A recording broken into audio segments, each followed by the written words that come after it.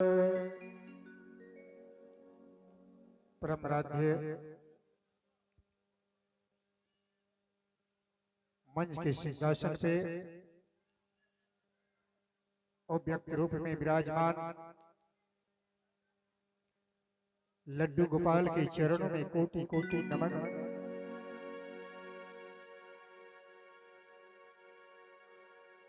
राधा रानी के चरणों में कोटि कोटि नमन।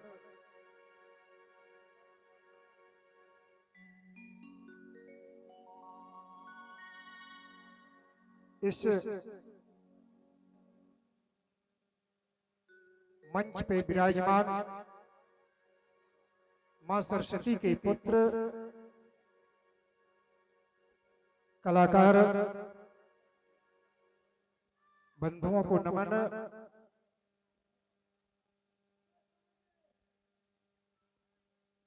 इस कथा स्थल पे आए हुए तमाम भक्तिमयी माता एवं धर्मशीला बहनों, पिता के तुल्य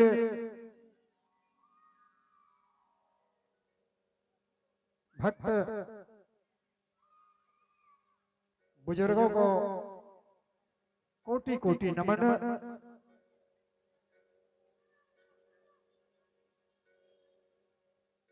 इस ध्वनि विस्तारक यंत्र से जहां तक आवाज जा रही हो, तमाम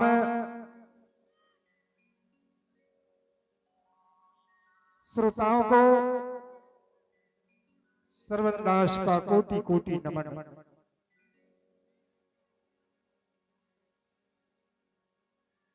आज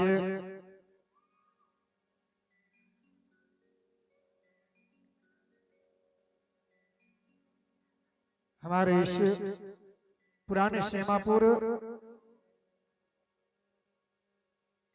राम जानकी मंदिर के प्रांगण में श्रीमद् भागवत महापुराण की कथा 9 दिवसीय प्रारंभ हो चुका है।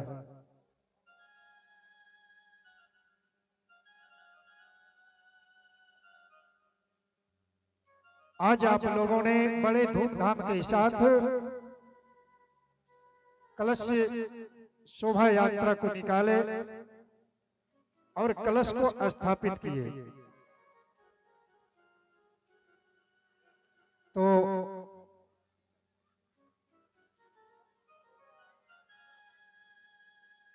आज आप लोगों को मैं सुनाऊंगा कलश का महत्व। उसके बाद श्री मद्भागवत पुराण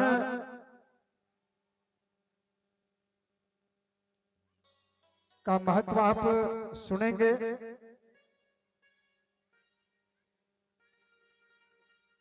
तो आज आप लोगों ने कलश को स्थापना किया है, बड़े धूमधाम के साथ अपने सिर पर कलश लिए और गंगा में जाकर के आपने कलश भरा। ये छोटी बात नहीं है कि कलश में सिर्फ जल भर के आपने यहाँ पर स्थापना कर दिया। बड़े विधि विधान के साथ आप के जितने भी देवी देवता हैं सबको कलश में जगह दे करके आप अपने सिर पर उठाए और अपने नगर का परिक्रमा किए। जिन्होंने कलश अपने सिर पर रखा उनका तो समझिए भाग्य जग गया।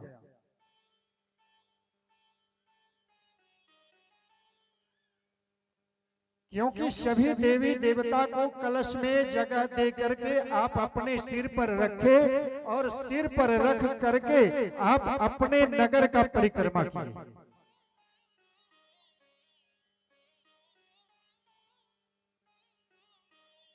जितना दूर तक आपने परिक्रमा किया, आप एक देवी बन करके, जो मेरी बेटियां लोग थी वो व्रत लिया, नवरात्र का व्रत लिया। आज सभी देवी देवता को कलश में स्थापना दे करके नगर को जो भ्रमण किए, आप इतना सिर पर बोझ उठा करके जितना भ्रमण किए उतना का कला आपने दूर कर दिया। ये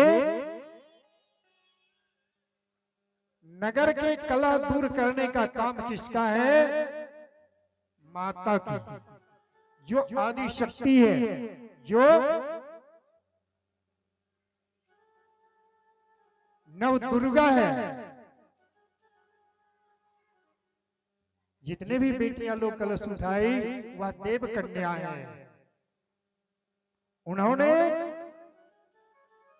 नगर भ्रमण करके पूरे नगर का कलह दूर किया और ये संकल्प लिया कि 9 दिवस श्रीमद् भागवत कथा आज हमारे पुराने शेमापुर धाम में पूर्ण होना है। उन्होंने सभी देवी देवताओं को मनाया कि भगवान, मैं संकल्प लेता हूं, मैं आपको अपने सिर पर भार उठाता हूं कि ये 9 दिवस श्रीमद् भागवत कथा जो हमारे गांव में होने वाला है, जिनका मैंने ये कार्यक्रम प्रारंभ किया है, ये पूर्ण करने का आप काम करेंगे। सभी ने यही व्रत लिया। अब आप लोगों ने तो ये व्रत लिया, लेकिन अब आप लोगों को थोड़ा सा ये भी जानना है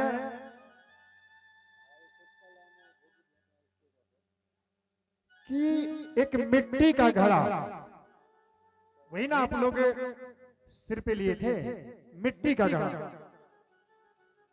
लेकिन मिट्टी का घड़ा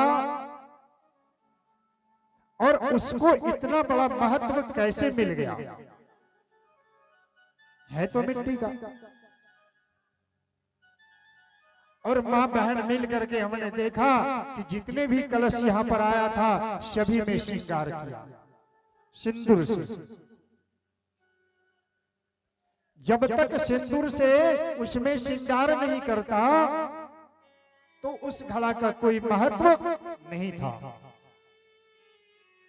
सिंदूर से श्रृंगार किया और श्रृंगार करने के बाद उससे मिट्टी के घड़ा का महत्व हो गया, वो कलश बन गया, कलश कहलाने लगा और उनका आज पूजा हो रहा। तो सिंदूर पड़ने के बाद उसका महत्व हुआ, लेकिन बात यह है कि सिंदूर को इतना बड़ा महत्व किसने दिया? एक मिट्टी के घड़ा में सिंदूर लगने के बाद, श्रृंगार होने के बाद वो मिट्टी का घड़ा कलश बन जाता है। फिर नारियल में भी श्रृंगार किया जाता है। तो सिंदूर को इतना बड़ा अधिकार किसने दे दिया? कथा में तो मैया यही सुनने को मिलेगा। सिंदूर पहनती हैं आप लोग, पता होना चाहिए सिंदूर को इतना बड़ा अधिकार किसने दिया? एक कुमारी बेटिया के मांग में पड़ने के बाद वह दुल्हन बन जाती है कि नहीं? एक कुमारी बेटी के मांग में पड़ने के बाद वह दुल्हन बन जाती है। सिंदूर को इतना बड़ा अधिकार किसने दे दिया?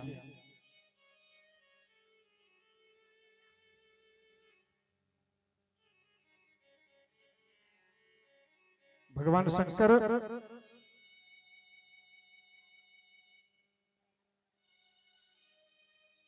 के पुत्र हैं गणेश जी। गणेश जी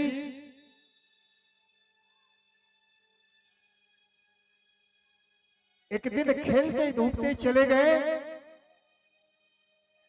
सिंदूरा नाम का राक्षस सोया था।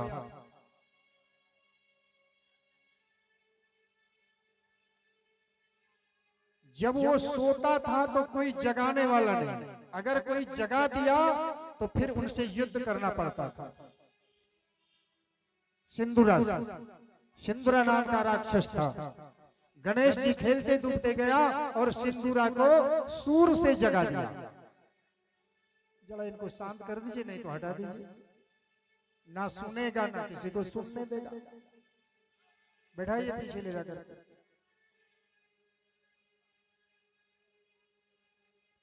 तो गणेश जी जाकर के सिंदूरा को सूर से जगाया। जब सिंदूरा जग गए, नींद पूरा नहीं हुआ था, गणेश जी से युद्ध प्रारंभ कर दिया। अब गणेश जी से जब युद्ध होने लगा, ऐसा लगता था कि सिंदूरा गणेश जी को ही मार देगा। बड़े ताकतवर थे। भगवान शंकर दौड़ करके गए, देखा कि ये सिंदूरा गणेश को मार देगा। गणेश जी युद्ध कर रहे थे और उनके पिता शंकर जी जाकर के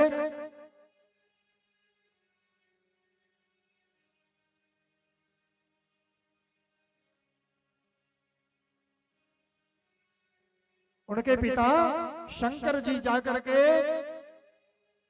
सिंदूरा के सामने हाथ जोड़ करके घुटना टेक दिया। इसलिए कि अगर भगवान शंकर ऐसा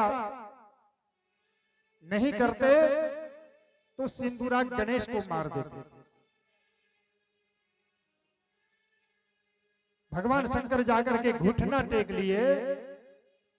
सिंदूरा बड़ा खुश हो गया। आहा भोलेनाथ, ये तीनों लोक के मालिक होकर के हमारे सामने घुटना टेक दिए। तो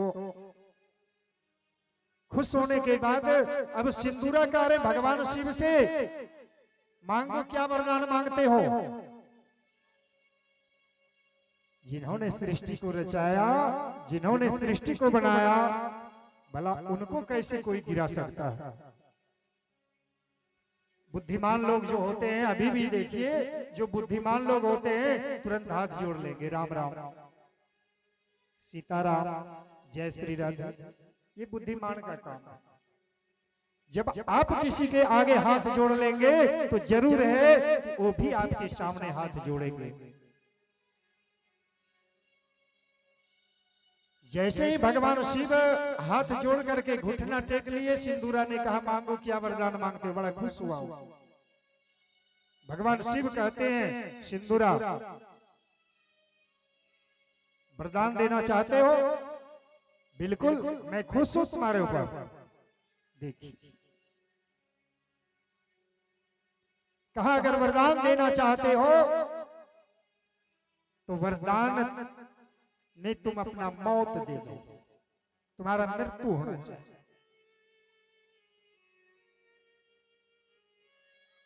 फंस गए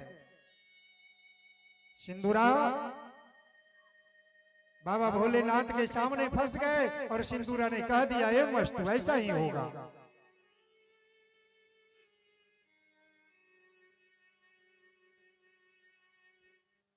उसी समय सिंदूरा का मौत हो गया। लेकिन सिंदूरा भी बड़ा चतुर था। उन्होंने कहा भोलेनाथ आप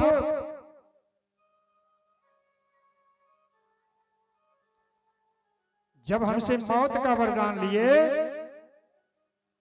तो आप भी एक वरदान हमको देते जाइए।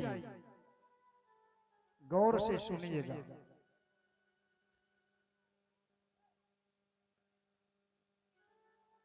आप भी एक वरदान हमें देते जाइए कि मैं जिसके मांग में पड़ूं वह दुल्हन बन जाए। पूजा में सबसे आगे मैं रहूं। गणेश को तो वरदान दिया था किसने? माता पिता। लेकिन आज गणेश से भी आगे वरदान किसी का है तो सिंदूर का। पूजा में सबसे पहले सिंदूर आगे किए जाते हैं।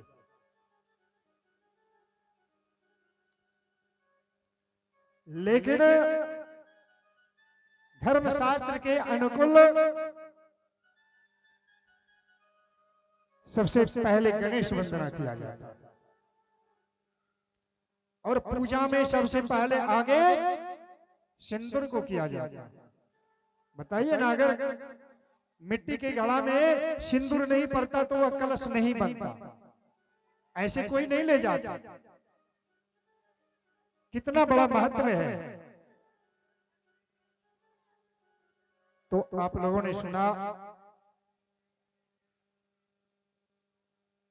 कि सिंदूर पड़ने के बाद कलश का महत्व हो जाता है। सिंदूर मांग में पड़ने के बाद कुमारी कन्या दुल्हन बन जाती है। फिर तो कहिएगा बीच में नारियल बाबा आ जाता है। कहां से? नारियल भी तो आता है ना। नारियल को कलश पे क्यों दिया जाता है?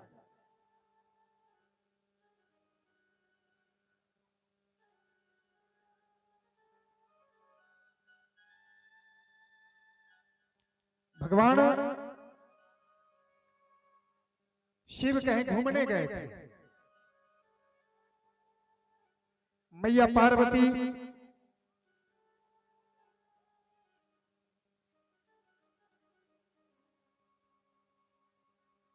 सोच रही थी कि स्नान करेंगे, लेकिन ये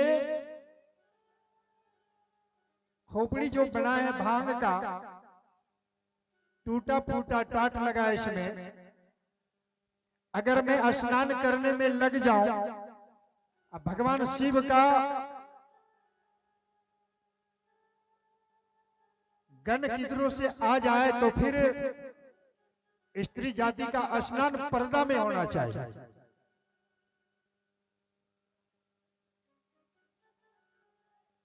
तो फिर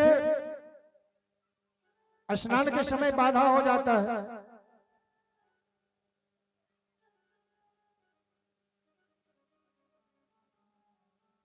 अब मैया स्नान करने के लिए जाती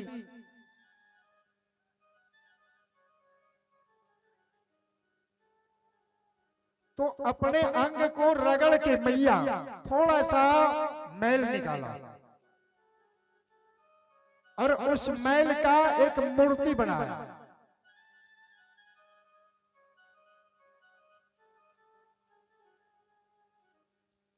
अपने शक्ति से मैया ने उसमें जीव डाल दिया और एक मोगदर दे करके उस झोपड़ी के गेट पर बैठा दिया। यहां तुम बैठो, कोई भी आ जाए अंदर मत जाने देना, मैं स्नान करूंगी अंदर में।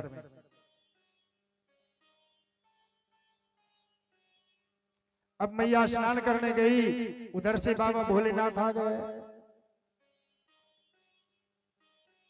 जैसे भोलेनाथ आए तो देख रहे हैं कि मोगदर लेकर के एकदम मोटा ताजा नाटा। अब भोलेनाथ अंदर जाना चाहते हैं तो ये कहते खबरदार, इधर कहां जा रहे हैं? अरे ये मेरा घर है, मैं अपना घर जा रहा हूं, तुम कहां से आ गया? कहा नहीं नहीं, ये तो मेरा घर है, मेरी माँ का घर है, मेरी माँ अंदर में स्नान कर रही है, आप इधर कहां जाएंगे? कहा नहीं,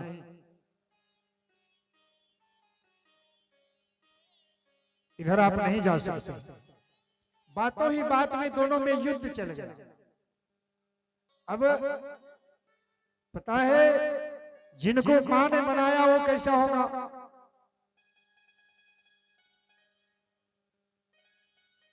कहा है ना, मां ने मर्दों को बनाया, क्या निराली शान है। मां ने मर्दों को बनाया, क्या निराली शान है। जो कदर मां का न किया वो इस धरती पर कितना बड़ा बेईमान है।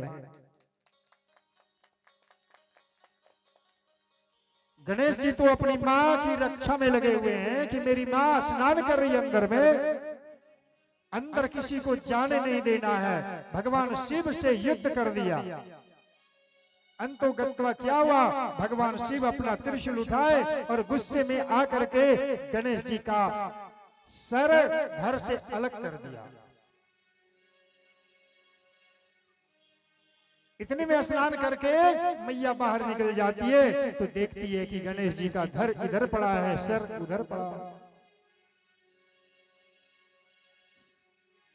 प्रभु आप ये क्या किए? अरे मुझे क्या पता कौन ये मेरे गेट पर आकर के बैठा था, मुझे अंदर भी नहीं जाने दिया और हमसे युद्ध करना प्रारंभ कर दिया। अब मैया पार्वती बतलाती हैं कि आप नहीं जाने, ये आपका पुत्र था। अरे ये मेरा पुत्र कैसे हुआ? कहा कैसे हुआ? जैसे आपने कार्तिक जी को लाया था उसी तरह से मैंने गणेश जी को लाया। आप इनको क्यों मार दिए? बात था क्या, एक दिन भगवान शंकर का त्रिनेत्र खुला।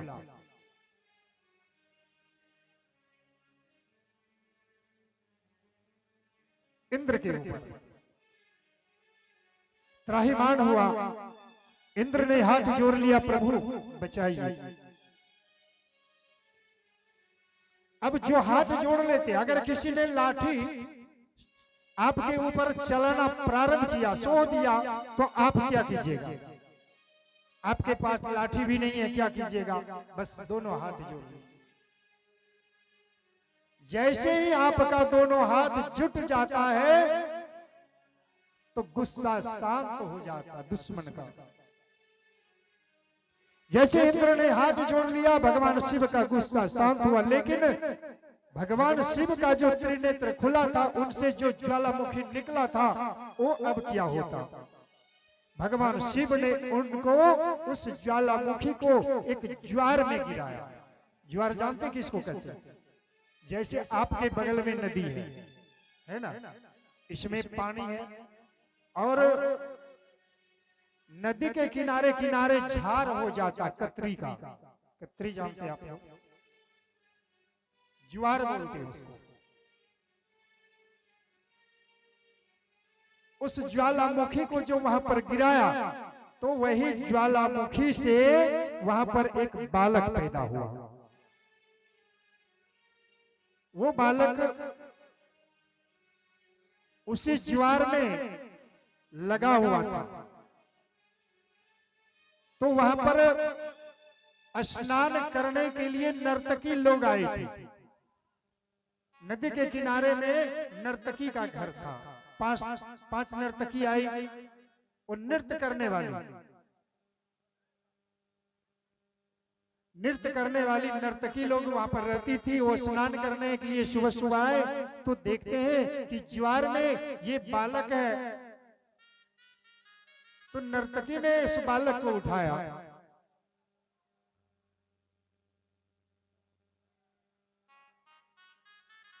उस बालक को नर्तकी ने उठाया और उठा करके घर लाया, उनको पाला पोषा, उनको बड़ा किया।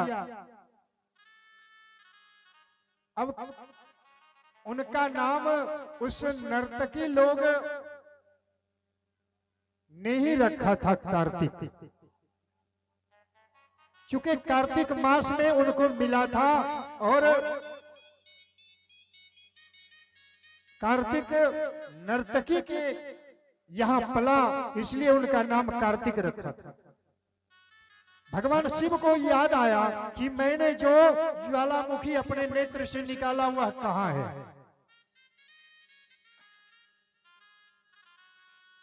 वो ज्वालामुखी कहां है? भगवान शिव खोजने के लिए चल दिए। माता पार्वती को बिना बताए भगवान शिव खोजने के लिए गए उस ज्वालामुखी को। भगवान शिव ध्यान करके देखे कि ज्वालामुखी तो ज्वार में था और वहां से नर्तकी लोग उठा करके घर ले गई है। भगवान शिव नर्तकी के यहाँ गए और कहा देखो एक बालक तुम्हारे यहाँ है। कहा हाँ, तो बालक दे दो मुझे। कहा नहीं, ये बालक तो मैं अपने ननिहाल से लाया है ना, ये बालक मेरे मामी की लड़का है और मैंने गोद लिया। अब भगवान शिव के सामने झूठ कैसे बोल सकते, कितना बोलेंगे। तो 5 नर्तकी थी, पांचों मिल करके उनको पालन पोषण किया था। पांचों मिल करके पालन पोषण किया था। नर्तकी लोग देने के लिए तैयार नहीं थी, लेकिन भगवान शिव ने कहा अगर नहीं दोगे तो अनर्थ हो जाएगा। नर्तकी लोग हाथ जोड़ लिए कि प्रभु आप ले करके तो चले जाएंगे, लेकिन हम पांचों मिल करके इनको पाले हैं। कहा देखो तुम्हारे नाम से ये बालक है, कार्तिक तुम्हारे नाम से बालक है, प्रभु आप लेकर के चले जाएंगे, लेकिन हम पांचों का क्या होगा, हम पांचों मिल करके इनको पाले हैं। कहा देखो जब तुम पांचों मिल करके पाले हो तो चलो, ये कार्तिक पांचों के होंगे और 5 मुख वाले होंगे। बोलिए प्रेम से कार्तिक भगवान की जय हो। तो पांचों नर्तकी के नाम से भगवान कार्तिक का 5 मुख है।